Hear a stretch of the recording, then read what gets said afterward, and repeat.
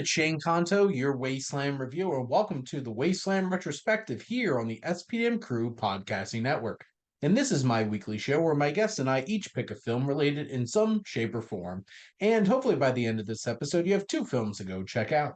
And joining me for the first time as my semi-regular guest is my buddy Adam, who honestly guests on so many other things that this doesn't feel weird at all. So welcome. Yeah.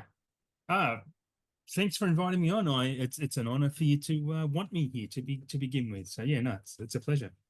Well, and hopefully all of you are listening to Adam's show on the SPDM Crew podcasting network. Learn about some physical Hopefully. media, folks.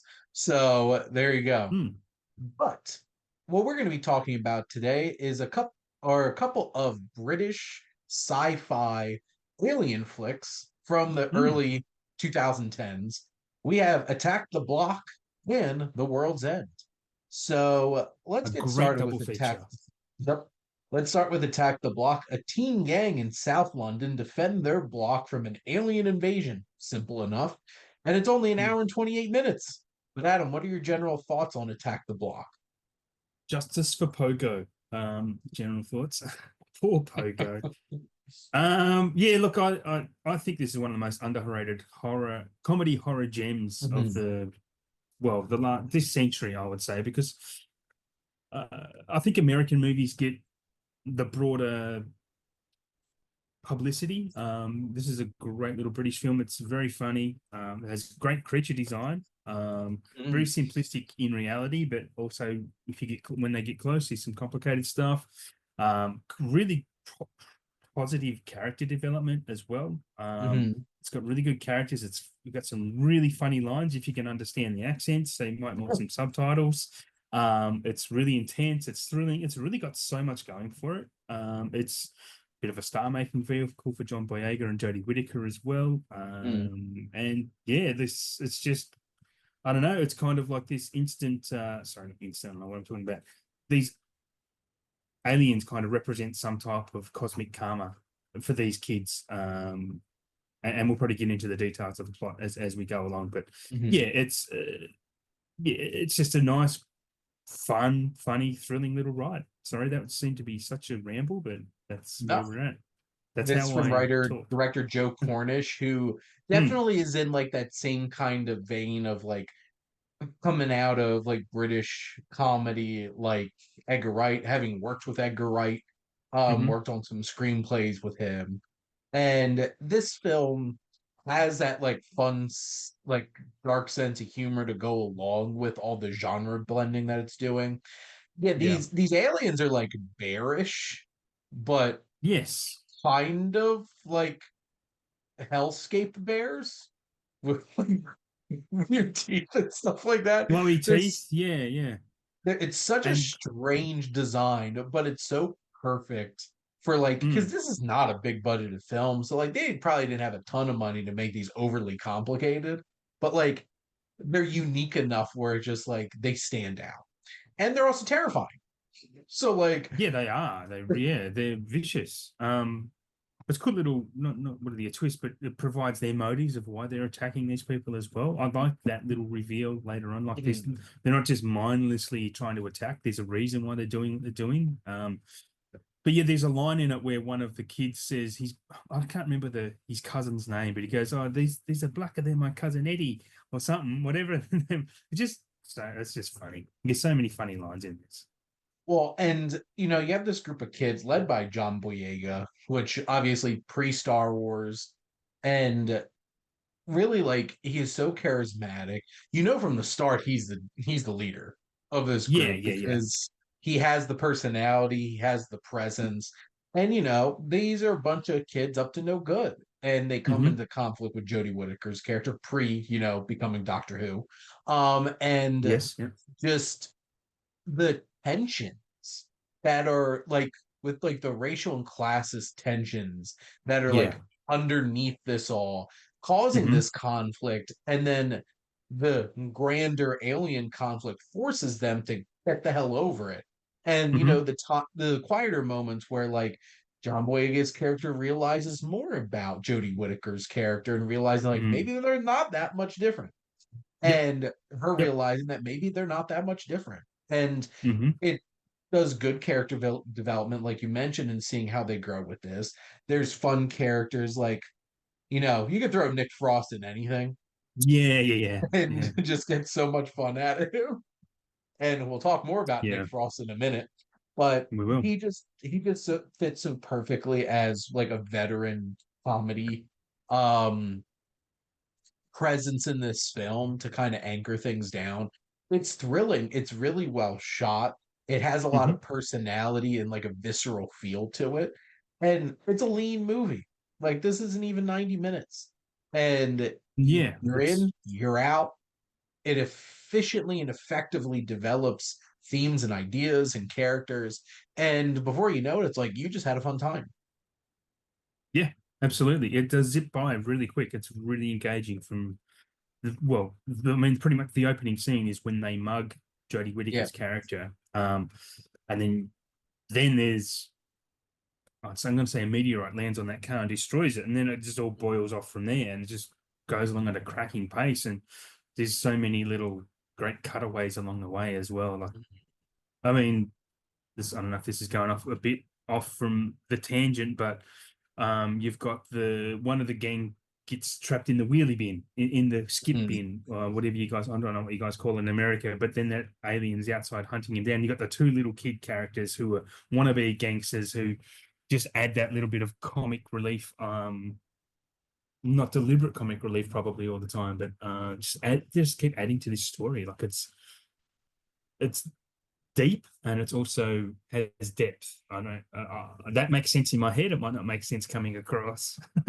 Well, and this easily could have just been like a shoot 'em up, beat 'em Mm, up kind of alien invasion story, but there is depth to this. There's some mm, there's a lot of tensions going on in terms of this community mhm. and how they develop all of this and incorporate them and have these like when it really boils down to it between Boyega and Whitaker's characters, there's a lot of interesting developments between them. Yeah. And, this has fun set pieces. It has good foreshadowing, like that one kid who's like, oh, yeah, I could jump this. Yeah, Well, yeah, you're yeah. going to need to jump this at some Yes. point, Yeah, kid. yeah, you know exactly what's going to happen later when that happens. Yeah. So, and like, there's some real stakes and like, it puts you on edge. And just the idea that this takes place in this like big apartment complex, like this Yeah. tower, The block. Yeah, yeah. a block. It's like in the same vein as like the movie Dread or anything else that just has Mm, the it's a raid. simple the raid has it's a simple idea of a setting, but it's Yep. so perfect to feel claustrophobic and have all of this tension going on. So this is just a Yeah, blast. it's a chamber movie about these lower socioeconomic the life as well. Like it really kind of does tell the story of how these people live and have to survive. Mhm. You've got the evil drug dealer who just thinks that it's their fault that his friend got killed by this alien, so he hunts them down while they're being hunted down by aliens. So it's just it's a really good insight into the London way, the London style of that type of life, if that makes sense. I Mhm. mean, we've seen plenty of it. I mean, I've seen plenty of it on the Australian side. You would have seen plenty of it on the American side as well, as how those housing areas survive and live. And this is just the London way of it. Yeah, it's a great insight into that.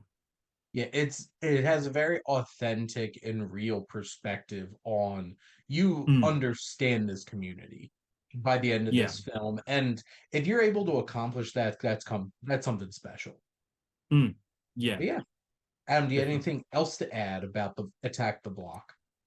I don't believe I do. Other than to anyone listening, if you haven't seen it, absolutely check it out. It's absolutely worth a watch for sure. In at least here in the States, it's on Peacock. So that's Okay. where I watched it.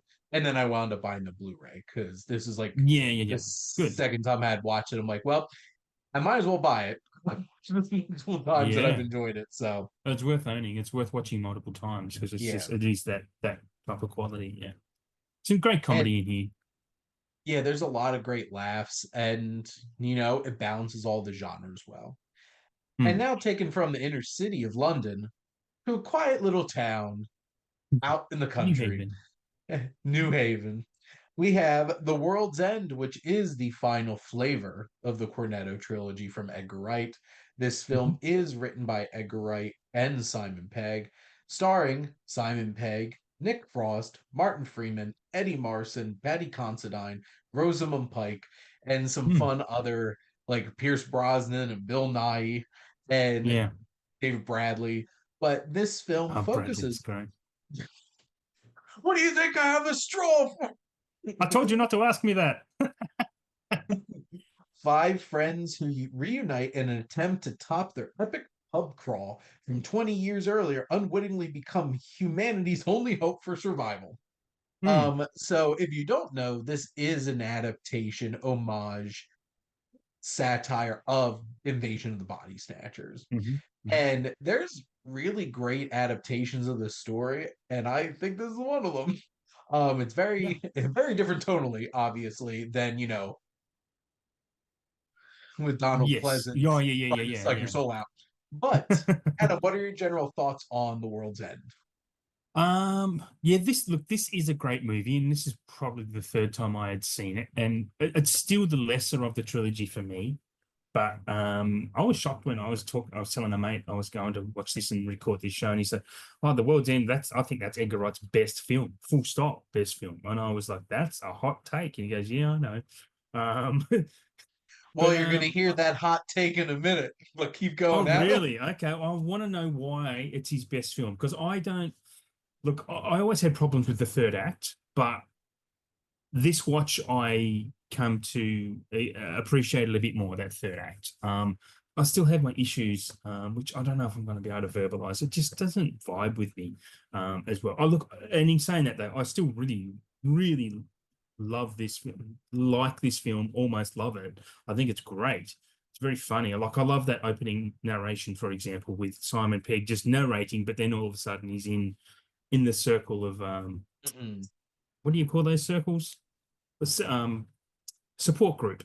Yep, Support the group. sport group. Yeah, and then he's just, and I love the role reversal, because in the previous two films, Peg was the straight laced one and Yeah. Frost was the bum, like the idiot. Where they switched that, and Peg is the annoying, obnoxious one, and now Frost is the straight sober one. Yeah, it's.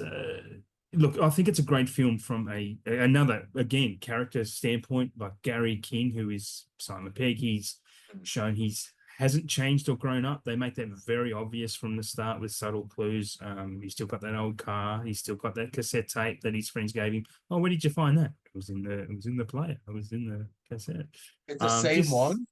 yeah, Yeah. exactly. Well, these guys have moved on with their life, and when you're an adult, you have to. You get jobs, you get families, and you have to have responsibilities. This guy never has. I think this is a real good caution, a very good cautionary tale about peaking too early in your life, and Yeah. then that's kind of, well, that's the Simon Pegg character anyway.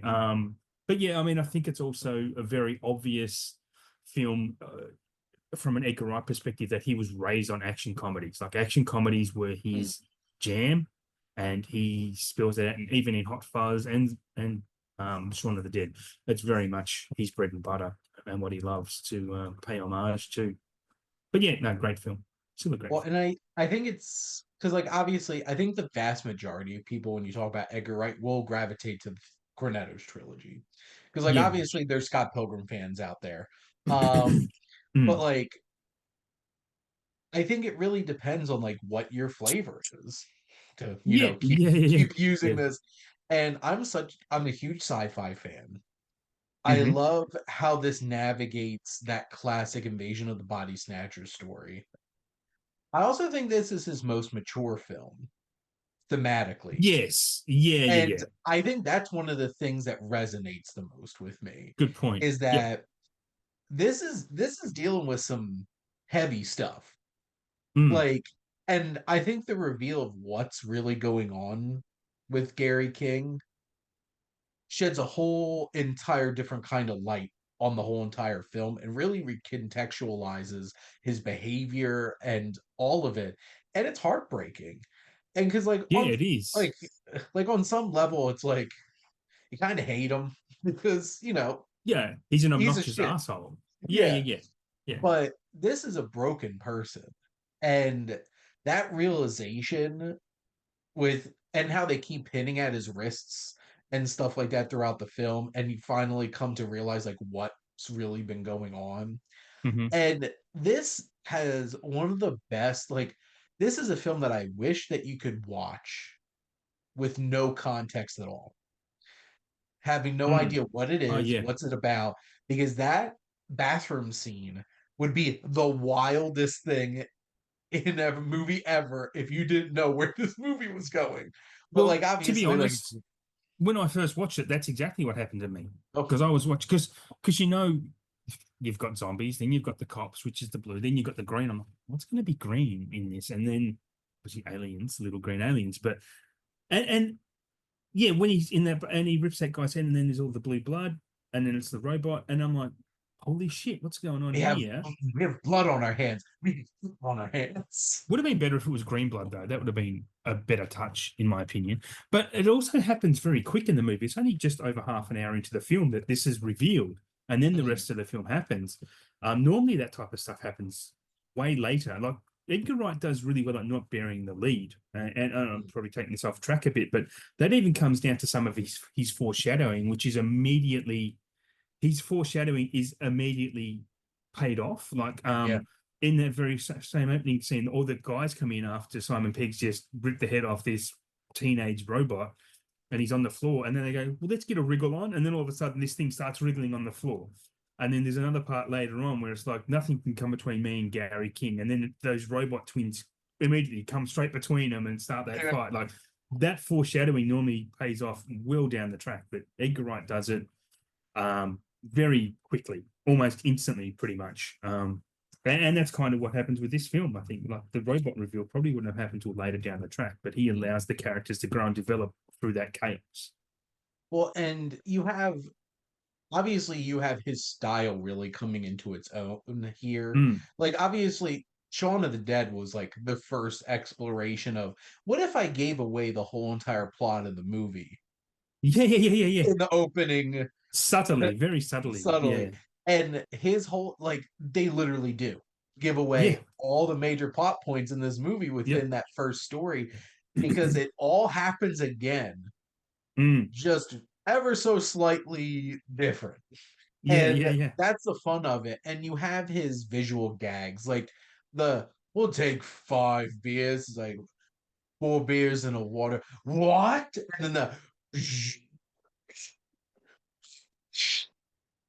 and just where he's like shooting the water in the glass at the end. yeah, It's yeah, perfectly set up visual gags, and the yeah. editing is so crisp in his films. Mm-hmm. And Mm-hmm. just, the slow reveal of like how how much in trouble they are. Because like Yeah. obviously you have that really fun, extremely well choreographed and impressively shot fight scene in the bathroom. And Yes. then it's Yeah. just like then like that payoff of like, Nick Frost's character hasn't drank. And there's like, well, Andy's the only one sober, and then he's just like Yeah. Yeah. Yeah. Yeah. takes out He's all down on the 5 shots shots. and just like He's and he progressively gets drunker and he's like the physical comedy with Nick Frost, he's just like, hey, let's go. And then he just like smashes through the door in the he's glass. kind of like, well, might as well get drunk now. That's kind of what Yeah. his attitude is, right? And then this has one of my favorite uses of a song ever, and it's the Alabama song by The Doors. The and they're like, show me the way to the next whiskey bar. And they're all like walking in sync to the because like the five of them are I walking kind of, awkward. I think I know what you're talking about. It didn't remain with me, but now you're talking about it. I think that remain. Yeah, it I makes. think it's I just think I so remember that. perfectly comedic because they're walking with the tempo of the song in such an awkward, trying to be casual kind of way. Yeah, And then yeah, yeah. all the citizens all start going like, Hmm. and they're all watching them. And it's like, oh no. And this has such great the five of them are all so great in their own way. Yeah, yeah, And they are. like I love their dynamic. Obviously, Martin Freeman's. Mm, Oh mm. man.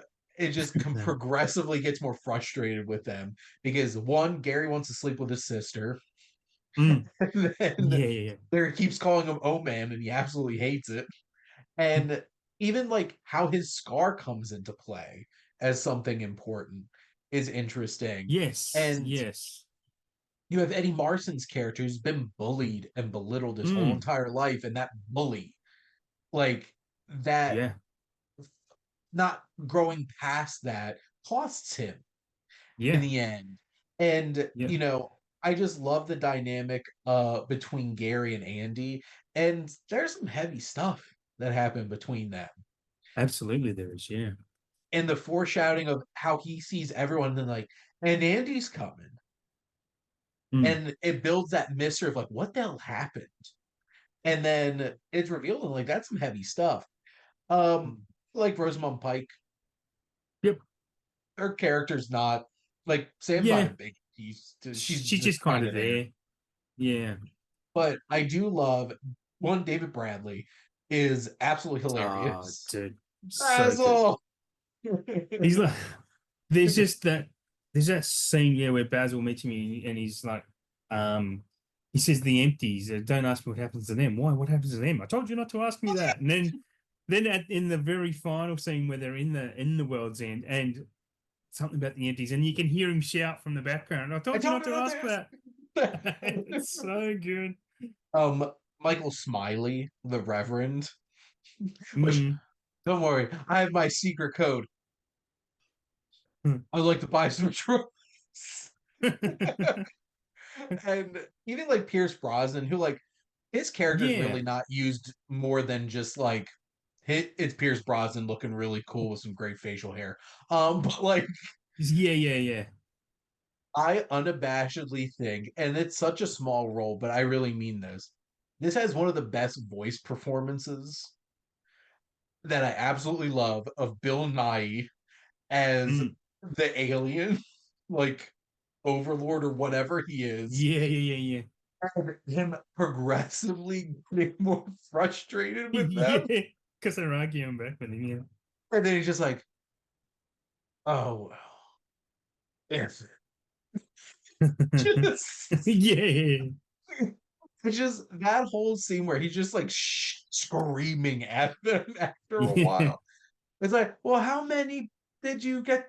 How many people didn't you have to replace? And it's just like, well, it was more than we anticipated. Yeah. Just Yeah. and I think it says, well, like the the theme of this movie is that we are human. We do make mistakes. We are Yeah. imperfect Yeah. people. Hmm. It also is extremely frustrating to think about in 2025 because the deal with Yeah. a lot of idiots Yeah. and stuff like that. But like Well, they run the I country. There's- I love even just like the epilogue of Yeah. this whole Yeah. post-apocalyptic thing. Yeah. And That's very cool. They're good setting up for a sequel, for a fourth flavor, really, like a Western style sequel, to be honest. That's what it's setting up I as. would be Wouldn't it be there good? opening Absolutely. night Yeah. ready to go for this. What other flavor did Cornetto make? I don't know. There must be a Well, that's the fourth one, thing. though, That's not surely. an American thing. So I had no idea Mm. what the hell cornetto meant originally. Oh, right. In Australia, we used to have cornettos, but we call them drumsticks now. Well, we have drumsticks. We used to have cornettos. I don't know if we still do or not. It's not the same. I Like, don't what eat the ice hell cream. is Edgar Wright even working on right now? And then I completely forgot that he has the Running Man coming out this year Yes. Yeah. That'll be in cool. November. That's going to be very different to this Arnie one, though, because this one's actually based on the book rather than just Just making a an little bit Arnold different. Schwarzenegger movie. Yeah. Yeah. So, but no, there're just so many things I love about this. It's so funny, and the cast is Mm. amazing. This has such a great ensemble, and it really did like pull this all together. Because like they even have Rafe Spall in like a Mm. really tiny role as like the man in the couple that's looking at the house that Oman's trying to sell that Wow. Gary completely ruins because Hmm. Patty Considine got an upgrade from being one of the Andes in Hot Oh Fuzz, but yes. then Ray Yeah. Spalding, and he's just some minor character thrown in the background. Yeah. But it's just, I just love this, and even like the special effects, like the whole thing with like the lights, and then the piece of quote unquote modern art that they have in the town, and it just, there's so many great thrilling and fun moments in this movie, and that's honestly why, for me personally, it's The World's End, Hot Fuzz, and Shaun of the Dead, because like I'm much more Wow. likely to pick a, like, really enjoy a sci-fi or a action movie than I'm going to enjoy a zombie movie. But like you can't argue And that Shaun of the Dead isn't great. It is fantastic, and it really laid the groundwork for him to do all of these. But you know what? At the end of the day, it's all for the greater good. the greater good. Yeah. Yeah, Hot Fuzz is Yarp. my favorite. I'd be Hot Fuzz, Shaun of the Dead, and The World's End would be. But again, there's not much between them. Like No, they're that's hard to rank. But yeah. Both Hot Fuzz and The World's End are in like my top 100 favorite movies. yeah, I mean, Like Hot I, Fuzz is probably the best comedy of all time. Honestly, it's so goddamn funny. it And is it's an incredibly amazing good. action movie too. Yeah, and a cool little twist as well. Yeah, great action movie, cool little twist because you're not really expecting that Wicker Man style. This is like I know Oh, it even Edgar got Wright a is a full car thrown in there. Like, what are you yeah. doing, Edgar Wright? Yeah. Well, that's what I mean. It's like a Wicker Man style horror, and because Edgar's very influenced by that because obviously it's a British horror film. So, um, yeah, it's anyway. We're not here to talk about Hot Fuzz, but Hot Fuzz is Well, I feel fantastic. like we kind of have to talk about the other two Cornetto at We least a probably little bit. do. Yeah. But you know, but Adam, do you have anything else that you want to throw out about The World's End? Not about the world's end, but if you both of these films you've spoken about are a spectacular double feature. I mean, British horror, comedy, Yep, sci-fi. Yeah, great double feature. Nick Frost. Yeah, Nick Frost is the common denominator. Yeah, and Yep. probably Joe Cornish too, to be honest. Mhm. Definitely a lot of connection stylistically for sure. Mm, But mm. hopefully you all go check out both these films because they are certified bangers, both of them. But Yes. Adam, thank you so much for coming on and talking movies with me. Yeah. Once again, thanks for having me. It's been a pleasure. Cheers. And thank all of you for listening. Make sure to like, comment, and share on this episode. What's your favorite, you know, sci-fi horror flick that you go to? What's your favorite version of Invasion of the Body Snatchers? And make sure Mm. to follow or subscribe wherever you listen to your podcast. We're ever expanding here at the SPDM Crew Podcasting Network. New shows starting around and having a lot of new guests popping up. I certainly have a lot of people wanting to come on to the Wasteland watch list for sure.